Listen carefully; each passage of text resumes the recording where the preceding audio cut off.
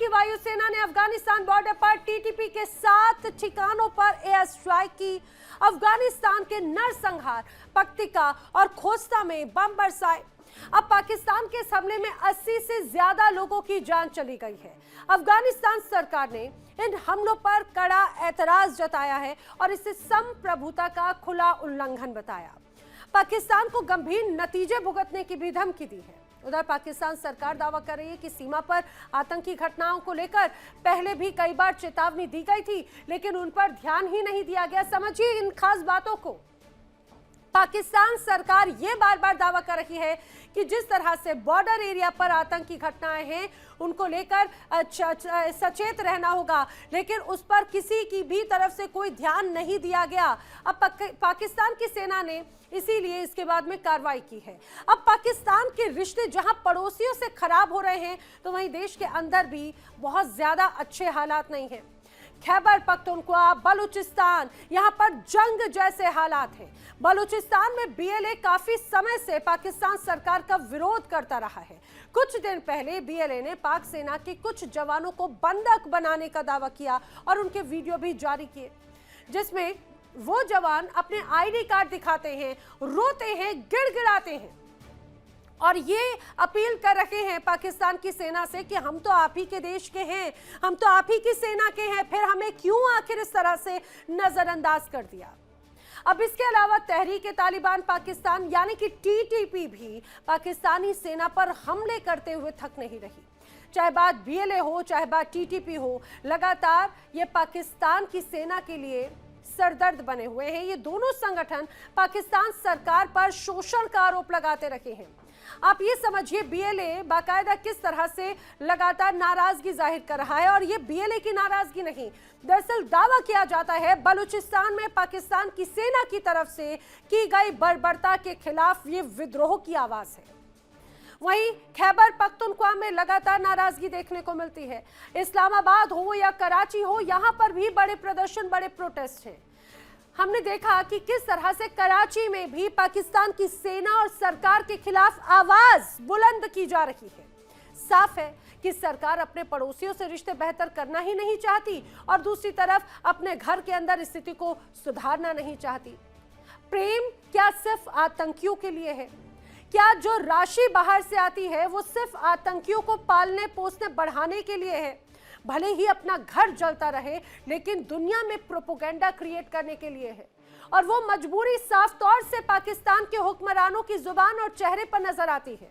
चाहे बात ख्वाजा आसिफ का सदन में दिया गया बयान हो, जिसमें उन्होंने कहा कि हम अपने पर्सनल इंटरेस्ट के साथ में, राजनीतिक वैल्यूज के साथ में उन हितों को ध्यान में रखते हैं और किस सेना के सैनिक के साथ में खड़ा होना है और किसके साथ में खड़ा नहीं होना ये तय करते हैं। वो कहते हैं हमारे सैनिक मर रहे हैं। शहबाज शरीफ कहते हैं कि हालात पाकिस्तान के ऐसे हैं कि यहाँ की आर्थिक स्थिति को सुधारने के लिए जब वो दूसरे देशों की तरफ आर्थिक मदद लेने के लिए जाते हैं तो वो हमारा तिरस्कार कर देते हैं, धिक्कार कर देते हैं। ये वाकई में बड़े शर्म की बात है। अब बड़े सवाल, क्या पाकिस्तान सरकार अपने पड़ोसियों से रिश्ते बेहतर करना ही नहीं चाहती? सवाल ये, क्या पाकिस्तान के घरेलू हालात संभालने में शहबाज सरकार नाकाम रही? सवाल ये भी, क्या मुनीर सेना के लिए बीएलए और तालिबान एक बड़ी चुनौती बनकर उभर रहे हैं? ये वो तमाम सवाल हैं जो जानने की कोशिश करेंगे। मेरे साथ में खास मेहमानों का पैनल कनेक्ट हो रहा है, उनसे आपको मिलवाती हूँ। रक्षा विशेषज्ञ रिटायर्ड ब्रिगेडियर राजन जामवाल जी मेरे साथ में कनेक्टेड हैं। रक्षा विशेषज्ञ रिटायर्ड कर्नल जे.एस. सोढी मेरे साथ में कनेक्ट हो रहे हैं। बलोच पत्रकार डॉक्टर अमजद अयूब मिर्जा मेरे साथ में कनेक्ट हो रहे हैं। अफगान डेमोक्रेटिक पीपल्स पार्टी के नेता निसार अहमद शेरजोई मेरे साथ में कनेक्ट हो रहे हैं। पाकिस्तान से पीएमएल के नेता डॉक्टर इरशाद अहमद मेरे साथ में कनेक्ट हो रहे हैं और जहांगीर कलहोदा पाकिस्तानी पत्रकार मेरे साथ में कनेक्ट हो रहे हैं। आप सभी खास मेहमानों का इस पूरी चर्चा में बहुत स्वागत है। हालांकि मुझे ऐसा लगता है कि जिस रूप में अब चर्चा आगे जाएगी उससे पहले ही पता चल जाता है कि कई साथी हमारे साथ में फिलहाल कनेक्ट हुए नहीं हैं और कनेक्ट होंगे भी या नहीं, ये भी देखने वाली बात है। मैं चर्चा की शुरुआत डॉक्टर अयूब मिर्जा आपसे करना चाह रही हूँ। एक तरफ बलूचिस्तान का विद्रोह क्या इस कदर आगे बढ़ता हुआ नजर आता है कि पाकिस्तान की सेना बड़े चिंता वाले हालात में है। अफगानिस्तान में एयर स्ट्राइक हो जाती है, बीएलए यहां पर चुनौती दे रही है, टीटीपी की भी बड़ी यहां पर पोजीशनिंग देखने को मिलती है। देखें, पाकिस्तान के हाथ से जो गेम है वो अब निकल रही है। मेरी आवाज आ रही है आपको? जी जी सर, बिल्कुल अच्छा। स्पष्ट। वो निकल रही है। ये कोई मजाक नहीं है कि मरियम नवाज बयान देती है, तकरीर करती है और उसमें कहती है कि मैंने लिस्ट देखी है, 1,000 से ज्यादा फौजी मारे गए हैं हमारे सिक्योरिटी एहलकार। इसके साथ साथ ये बात समझने वाली है कि ऑल्दो हेयर ऑफ टू खत्म हो गया है और ये कहा गया है कि हेयर ऑफ टू में जो हमने अचीव करना था वो अचीव कर लिया है, लेकिन उसके बाद भी बराबर पाकिस्तानी फौज पर हमले जारी हैं। कभी 4 कभी 7 वहां हलाक हो रहे हैं बलूचिस्तान में। 1,02,500 स्क्वायर किलोमीटर पर बीएलए और दूसरी जो ऑर्गेनाइजेशंस हैं उनका राज है, उनका कंट्रोल है। और इसके अलावा जो खैबर पख्तूनख्वा में ना सिर्फ ये कि तहरीक तालिबान पाकिस्तान इनको मार रही है, ये उनको नहीं मार रहे, ये कुरम एजेंसी में, खैबर एजेंसी में, तिरा में मासूम लोगों के घरों पर मार्टर गोले फेंक रहे हैं। अभी 3 दिन पहले वहां पे बच्चे शहीद हुए हैं, औरत शहीद हुई है, और अब ये अफगानिस्तान में बमबारी करने जा रहे हैं और वहां पे इन्होंने 2 दर्जन से ज्यादा लोगों को शहीद किया है। और ये कहते हैं दहशतगर्द मारे हैं, और वीडियो एविडेंस ये कहता है कि दहशतगर्द नहीं मारे, बल्कि इन्होंने तो वहां बच्चे मारे। एक फैमिली के 17 लोग इन्होंने बिल्कुल, मार और डाले, कई एक मासूम लोगों फैमिली की के। जान चली गई सर, कई मासूम लोगों की जान चली गई है। मैं एक बार निसार अहमद शरजई से ज्यादा प्रॉपर वे में वो अपडेट दे पाएंगे। निसार अहमद शरजई, क्योंकि आप अफगानिस्तान से कनेक्टेड हैं, जो एयर स्ट्राइक हुई उसमें आंकड़े को लेकर अलग अलग बातें कही गई, किस तरह का बड़ा प्रहार है सर ये? नमस्कार सब मेहमानों के लिए। देखिए, पाकिस्तान तो पहले पाकिस्तान नहीं चाहता है कि किसी पड़ोसी मुल्क के साथ अच्छी तल्लुकात बनाने का पाकिस्तान नहीं चाहता है। जब पाकिस्तान बन गया, पाकिस्तान सारा देशों के खिलाफ यही लड़ाई, यही टूरिज्म पालना, यही लफड़ा है। दूसरी बात, पाकिस्तान 50 साल हमारा अफगानिस्तान लोग का जहाद के नाम पर मार, अभी टीटीपी के नाम पे, टीटीपी भी खुद पाकिस्तान बनाया, पाकिस्तान के पास है। अभी सोचे कि कितना टीटीपी का लोग पाकिस्तान के अंदर है। वो जो पाकिस्तान के अंदर है टीटीपी, वो आईएसआई और आर्मी चीफ अपनी फायदे के लिए अपनी मुखालिफिन के खिलाफ इस्तेमाल कर रहे हैं। टीटीपी जो पाकिस्तान में उसके खिलाफ कुछ नहीं, निसार जी, हालांकि टीटीपी या तालिबान को लेकर अलग अलग परिभाषा हो जाती है। जरा इस एयर स्ट्राइक के बारे में बताइए, क्योंकि पाकिस्तान ये दावा कर रहा है कि उसने सटीक निशाने साधे हैं और आतंकी ठिकानों को मारा है, लेकिन दूसरी तरफ अफगानिस्तान कहता है कि इस दौरान कई महिलाएं, बच्चे, कई परिवार खत्म हो गए।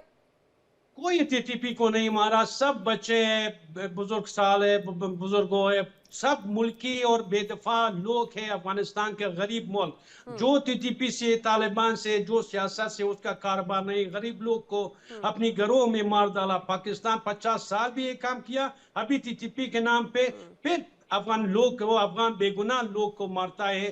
टूरिज्म पालना या टूरिज्म के नाम, असलन वो टूरिज्म पाकिस्तान के पास है, टूरिज्म मशीन पाकिस्तान के पास है, वही टीटीपी भी पाकिस्तान के पास है। अगर कुछ टीटीपी अफगानिस्तान तालिबान के साथ है, वो भी आईएसआई आर्मी चीफ को पता है कि उसका ठिकाना अफगानिस्तान में कहां पर है। उस टीटीपी को, टीटीपी बहुत प्यारा है पाकिस्तान आर्मी चीफ के लिए। क्या वहां पर भी गुड तालिबान बैड तालिबान वाली परिभाषा को इन्होंने देखा है क्या? अपने सहयोगियों को बचा लिया और मासूमों को मार दिया है, क्या आप ये कहना चाह रहे हैं? बिल्कुल बिल्कुल बिल्कुल। एक टीटीपी का मेंबर भी इसी अटैक में नहीं मारा।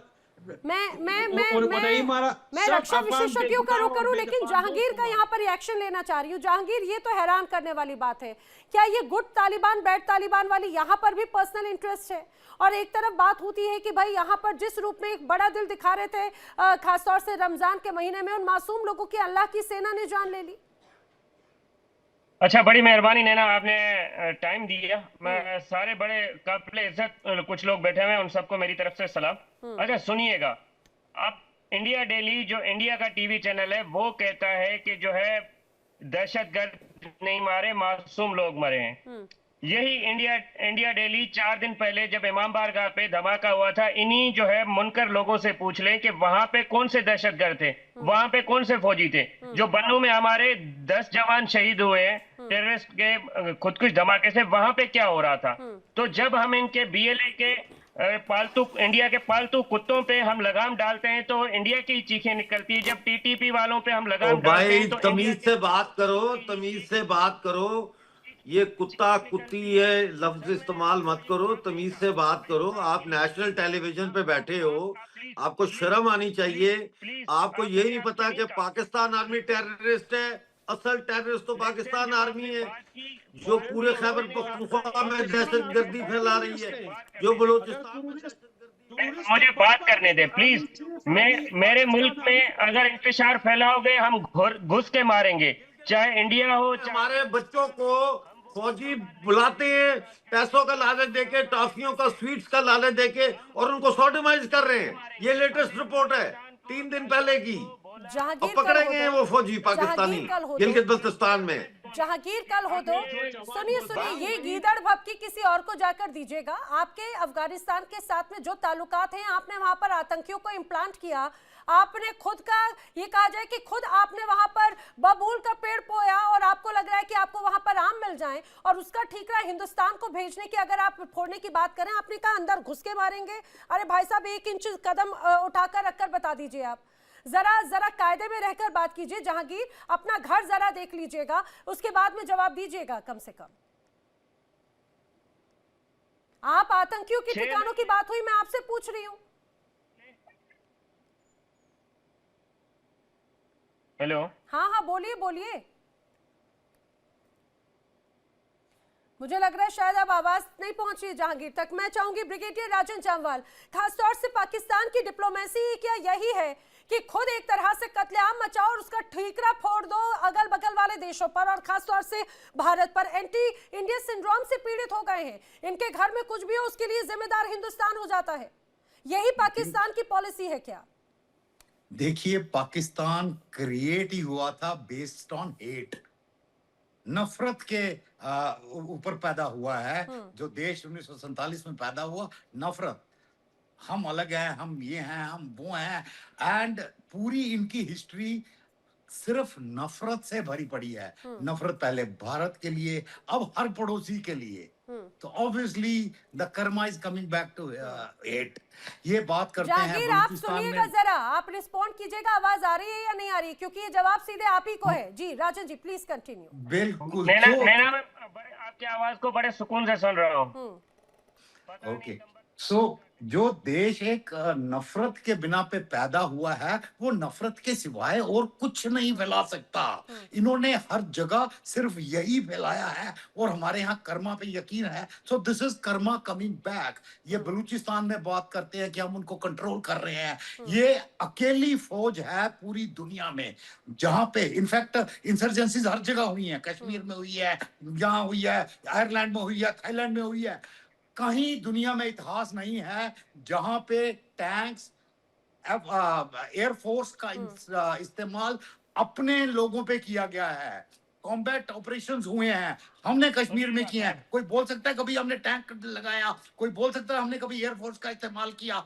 पंजाब में हुआ, नॉर्थ ईस्ट में हुआ, क्या हमने कभी ऐसे जो मतलब डिफेंस करते हैं? सो एक कंफ्यूजन मणिपुर में क्या हो रहा है दुनिया के लिए। Sir, with due respect, Manipur में आप क्या कर रहे हैं? नागालैंड में आप लोग क्या कर रहे हैं? आसाम में आप लोग क्या कर रहे हैं? मसूरी में आप क्या कर रहे हैं? आपने लेके जा रहे हैं, ग्राउंड कॉम्बैट हो रहा है भाई, घरों से अरेस्ट कर रहे हैं। इट्स ए जैसे इंसर्जेंसी लड़ी जाती है उन्हीं तरह से। कोई मास कैजुअलिटीज का हथियार हम नहीं इस्तेमाल कर रहे। एनीवे, आप सुन लीजिए, आप मास कैजुअलिटीज के हथियार इस्तेमाल कर रहे हैं। आप जो है ये बताएं, कुलभूषण यादव कौन है? अरे ईरान से उठा के लाए हो यार, अभी क्या उसको कहानी सुनाते हो? ईरान से उठा के लाए हो, खरीद के लाए हो। खरीद के, ईरान में बिजनेस कर रहा था, उठा के खरीद के ले आए। यही तो बोल रहा हूँ, कर्मा कमिंग बैक। खरीद के लाए हो, जिन्होंने बेचा है वो भी मान रहे हैं अभी। तो चलो, इंडिया के फौजी बिकाऊ है, माजरे आपने एक सबूत पेश किया कहीं पे जो क्रेडिबल है कि क्या कहते हैं, इनके सारे सबूत एक्चुअली ना सोशल मीडिया पे होते हैं। निशाने तो हमने इनके देख ही लिए थे। अब उसने बड़ी सटीक निशाने बाजी से अफगानिस्तान में हमला किया, हमने इनके निशान। अरे अरे यार, अरे राजन जामवाल जी, दरअसल जहांगीर खुद ही घिर गए। जैसे ही उनसे जब वो समझ में आ जाता है तो इधर उधर उलझुल की बात करने लग जाते हैं। मणिपुर, नागालैंड और यहाँ पर बात आ जाते हैं। अरे भाई साहब, आप कह रहे हैं क्या कर रहे हैं? वहां पे विकास कर रहे हैं, बजट पास कर रहे हैं, वो मेट्रो सिटी बन रहा है, वो लगातार वहां पर एम्स बन रहा है। प्लीज आप जरा अपने इलाकों का कंपैरिजन हिंदुस्तान से ना करें, और मुझे लगता है वो आपको शायद शोभा भी नहीं देता। आप अपने BLA बलूचिस्तान या खैबर पख्तूनख्वा का ही रुख कर लीजिए। मैं जय सोडी का रुख करूं, लेकिन उसके पहले निसार अहमद शर्जी का रुख करना चाह रही हूं। निसार जी, यहाँ पर जहांगीर बार बार ये बात कह रहे थे कि उन्हीं इलाकों को टारगेट किया, उन मासूमों को आपको यहाँ पर नजर आ रहा है, बाकियों के जो जान गए उसको लेकर क्या कहेंगे? उन्होंने तो पालतू तक कह दिया आपके यहाँ की इस सरकार को। देखो, मैं जहांगीर भाई को बोलता हूँ कि अगर टूरिज्म के पीछे जाइए, आसिम मुनीर का ऑफिस में आप लड़ाई करें। सबका बाप टूरिज्म का बाप आसिम मुनीर है, टूरिज्म के बाप शहबाज शरीफ है, आर्मी चीफ है। वही जवान जो आपने बोला हमारे जवानों को मार डाला, आपके वही जवानों सब टूरिस्ट है। अगर आप टूरिज्म के पीछे है तो जितना पाकिस्तानी बड़े लीडर लोग हैं ये सब टूरिस्ट है, उसके पीछे जाए। और टूरिज्म पाकिस्तान के अंदर है, टूरिज्म के फैक्ट्री पाकिस्तान में ये सब दुनिया जानते हैं। क्यों अफगानिस्तान में टूरिज्म के पीछे जाते हैं? वही जो 20 साल हमने रिपब्लिक। सर, अलकायदा कहाँ है? अलकायदा कहाँ है? दाइश कहाँ बैठी हुई है? और आप तो मुझे तो अफगानी लगते भी नहीं है। आप इतने जिसे धड़ल्ले से बोल रहे हैं, और आपके पीछे जो परचम लगा हुआ है वो जो तालिबानी है उनका नहीं लगा हुआ। आपके पास अशरफ गनी के दौर का जो आपने खुद लगाया, आप अपनी गिरबान में आया, अभी रो रहा है, आप अभी रोते हैं। वही टूरिज्म आप किस पैदावार है? अपनी पैदावार के खातिर रोना अच्छा नहीं है। अमजद जी आ रही हूँ, अमजद जी आ रही हूँ। जहांगीर, क्या आप कोई सर्टिफिकेट लेकर बैठे हैं क्या? किसकी जुबान के माध्यम से आप ये तय कर लेंगे कि कौन कौन सा नेता है? अगर ऐसा है तो जरा अपनों की भी आवाज सुन लीजिए, अपनियों की भी जुबान सुन लीजिए, उन बलूचों की आवाज सुन लीजिए जो चीख चीख के कह रहे हैं, अपनी आवाज बुलंद कर रहे हैं। उन POK या खैबर पख्तूनख्वा के लोगों की बात सुन लीजिए, सिंध वालों की, पंजाब प्रांत वालों की आवाज सुन लीजिए। अगर आप आवाज सुनकर ही दूसरे को सर्टिफिकेट दे रहे हैं तो जरूर से बताता हूँ कि मैं सिंधी हूँ, कराची में बैठा हूँ। जैसे आपने कहा, मैं खुद सिंधी हूँ, कराची में बैठा हूँ। और दूसरी बात ये कि BLA का दुख मुझसे ज्यादा आप लोगों को है। गुलखान हो तुम, गुलखान पता है ना कौन होता है? वो यू आर गुलखान। क्योंकि वहाँ पे तालिबानियों का झंडा अलग है। कराची में बैठो, पेशावर में बैठो, पंजाब में बैठो, तुम गुलखान हो। इंडिया डेली मौजूद है सभी डिजिटल प्लेटफॉर्म पर लाइव और लगातार। इंडिया डेली 24/7 हर दिन राष्ट्र को समर्पित।